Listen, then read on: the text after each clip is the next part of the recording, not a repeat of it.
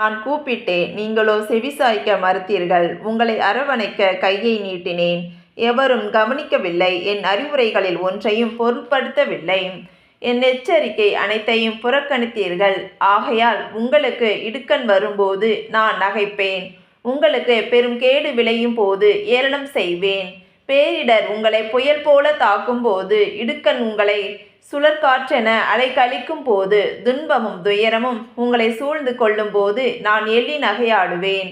அப்பொழுது நீங்கள் என்னை நோக்கி மன்றாடுவீர்கள், நான் பதிலளிக்க மாட்டேன். ஆவலோடு என்னை நாடுவீர்கள், ஆனால் என்னை காண மாட்டீர்கள். ஏனெனில் நீங்கள் அறிவை வெறுத்தீர்கள். ஆண்டவரிடம் அச்சம் கொள்வதில் உங்களுக்கு விருப்பமில்லை. நீங்கள் என் அறிவுரையை ஏற்கவில்லை. என் எச்சரிக்கை அனைத்தையும் அவமதித்தீர்கள். நீங்கள் உங்கள் நடத்தையின் பயனை தூய்ப்பீர்கள். சூழ்ச்சி செய்து நீங்களே சலித்து போவீர்கள். பேதையரின் தவறுகள் அவர்களையே கொன்றுவிடும். சிறு மதியோரின் தற்பெருமை அவர்களை அழித்துவிடும். எவர் எனக்கு செவி கொடுக்கின்றாரோ அவர் தீங்கின்றி வாழ்வார். தீமை வருகையிலும் அச்சமின்றி அவர் மன அமைதியுடன் இருப்பார்.